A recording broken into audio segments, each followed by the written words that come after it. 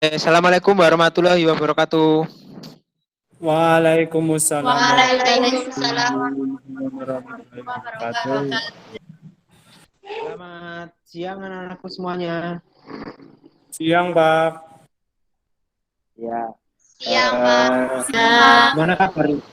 Gimana kabarnya? Alhamdulillah baik, Pak. Alhamdulillah. Kita berdoa dulu biar mendapatkan kemudahan dan kelancaran. Silakan Mbak Fitri untuk memimpin doa.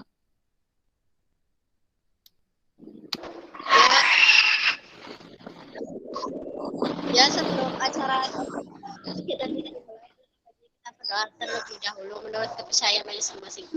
Doa dimulai. Ya, berdoa selesai.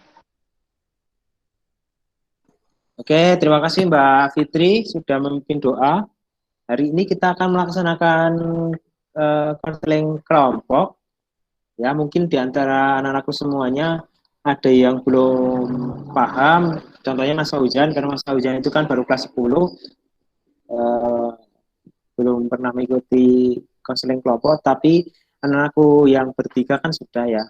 Itu tapi perlu saya jelaskan lagi, konseling kelompok itu adalah membahas permasalahan yang dihadapi kalian, kemudian dicari solusinya secara bersama-sama di forum ini.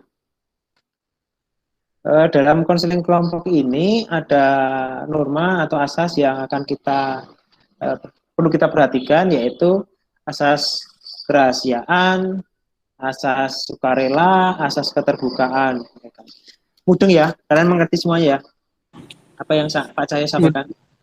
Udeng, Pak. Mengerti, Pak. Oke, kalau begitu biar kita tambah semangat, kita ada ice breaking. Kalau saya bilang halo, kalian bilang hey gitu ya. Oke, halo. Hai. Hai, karena kita sudah saling mengenal. Ini rata-rata ini kan satu kelas, artinya tidak perlu kita kenal dulu ya. Oke. Kita Siap, hari Pak. ini melaksanakan konseling kelompok selama 40 menit ya. Oke. Setiap dari kalian itu menyampaikan masalah yang dihadapinya.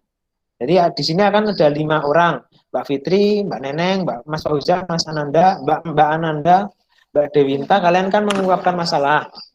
Kemudian dari masalah itu kita bahas salah satu dulu. Salah satu dulu kita cari solusinya. Ya, yang mencari solusi siapa? Ya kita semuanya, bukan Pak Cahyo dok.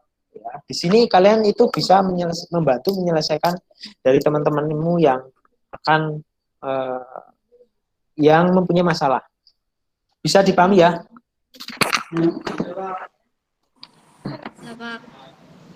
Oke. Coba silakan dari kalian untuk mengungkapkan masalah yang dihadapinya, ya, yang terbuka saja. Ya, silakan. Ya, Pak, saya diselingkuhi pacar saya. Terus selanjutnya. Kalau saya, Pak, saya malas mengikuti kegiatan pramuka karena menurut saya pramuka itu penting. Ayo yang lain, silakan.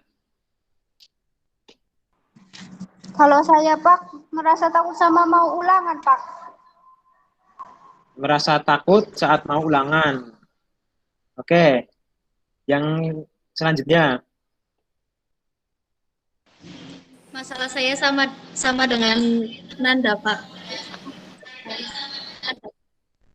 Oh, masalahnya sama dengan Nanda, yaitu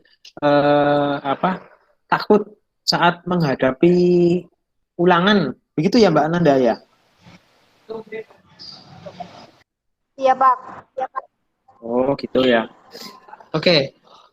Jadi terima kasih anak-anakku semuanya sudah menceritakan masalah yang dihadapi. Tadi kan Pak Cahyo menyampaikan bahwa ketika sudah menyampaikan masalah, kita bahas tidak semuanya, tetapi salah satu dulu karena durasi cuma 40 menit.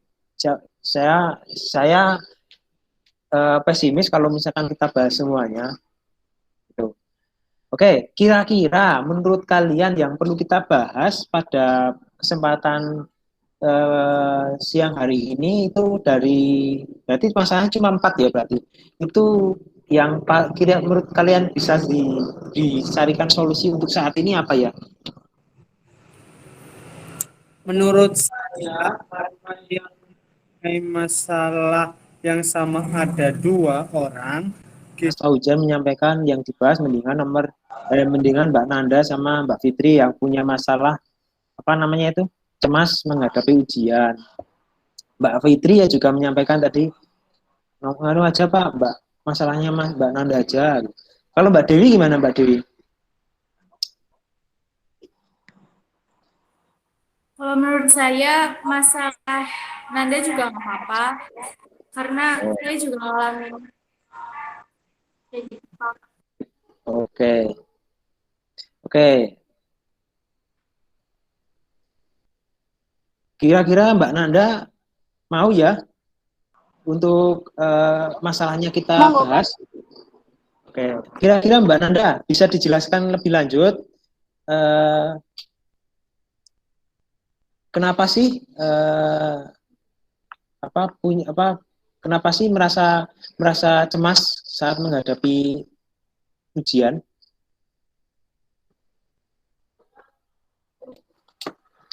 Ya Pak, saya bersedia begini. Ya Pak. Mungkin masalah ini menurut orang lain biasa, tapi kalau saya bikin pusing.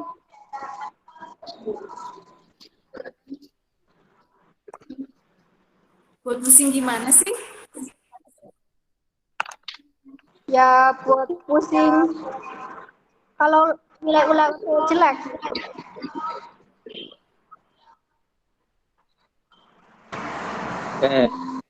Pusing kalau nilai ulangannya jelek gitu.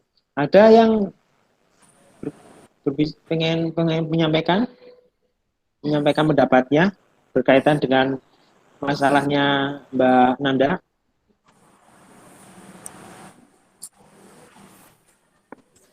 Ya, masa cuma karena itu terus pusing kepala atau mungkin nggak pernah belajar jadi pas-pas nggak biasa ngerjain gitu. Menurut Pak Cahyo, kita tidak perlu menghakimi atau menyalahkan Mbak Nanda ketika Mbak Nanda itu tidak bisa atau merasa cemas saat menghadapi ujian ya. Tetapi mari kita mencari solusinya bersama-sama. Coba Mbak Nanda bisa menjelaskan lebih detail tentang kenapa sih Mbak Nanda kok jadi cemas? Ya selain takut nilai jelek juga saya takut kalau bapak marah sama teman-teman mencek saya kalau dapat nilai jelek. Oh, jadi kamu Mbak Nanda itu merasa cemas itu salah satunya ya karena takut nilai jelek, kemudian merasa takut orang tua marah. Ya cuma itu sih Pak kayaknya. Itu Mbak Nanda. Kira-kira ada yang bisa membantu menyelesaikan masalahnya Mbak Nanda agar masalah yang dihadapinya bisa terselesaikan? Kira-kira kamu sudah usaha apa Mbak Nanda? Mungkin berpikir berlebihan. Oh, maksudnya kamu berpikir berlebihan gitu ya, sehingga merasa cemas gitu ya. Itu adalah hal yang biasa pada saat kegiatan sekolah ya. Dari SD, SMP, SMA, sekarang SMK ya. Kalian itu selalu menghadapi ujian terus loh padahal. Kira-kira betul nggak kayak gitu?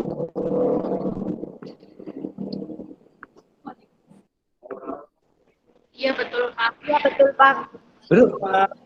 Betul ya? Ya. Ya memang seperti itu ya. Yang namanya sekolah ya memang seperti itu. Ada pelajaran, ada ulangan.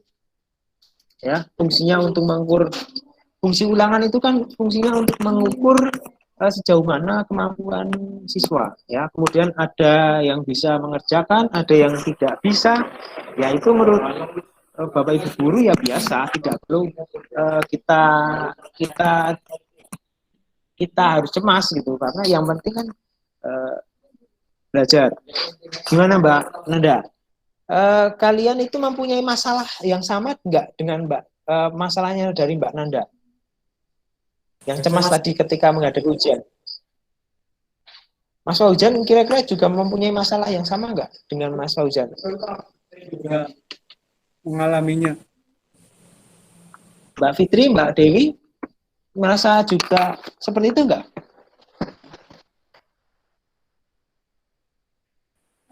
Iya juga sih Pak.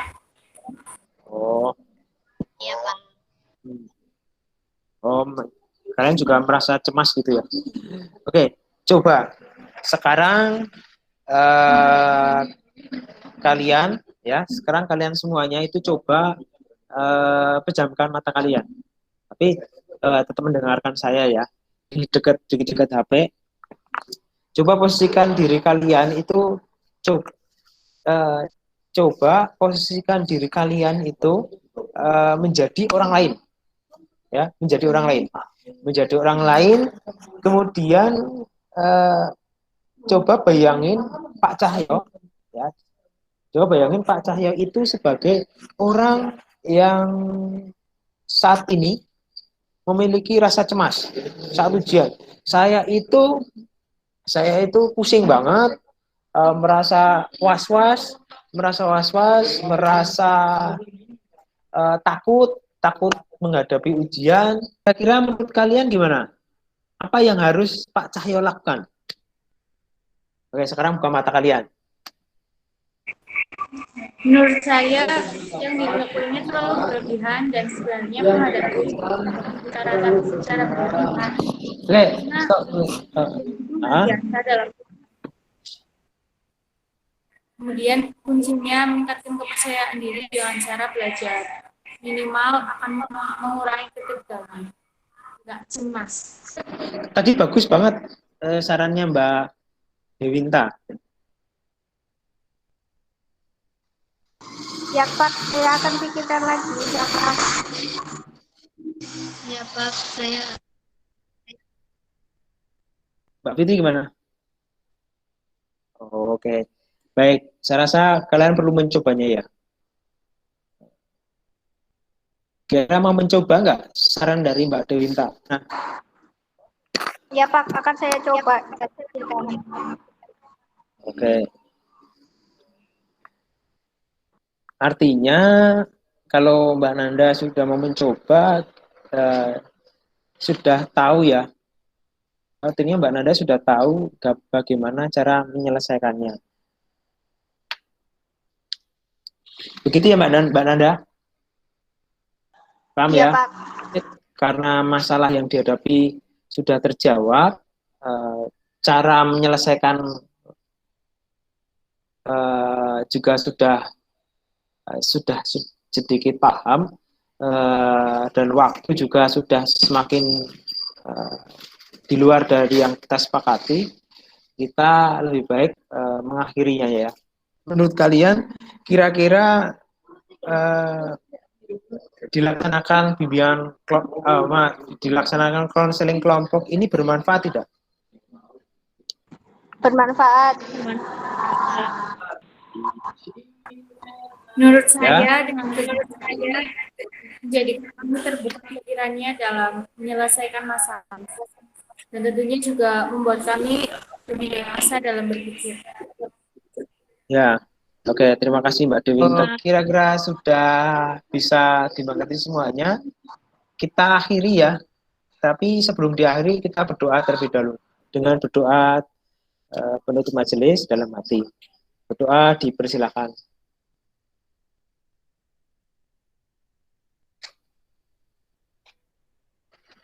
Oke, selesai. Terima kasih anak-anakku semuanya. Ya, saya Ri. Wassalamualaikum warahmatullahi wabarakatuh.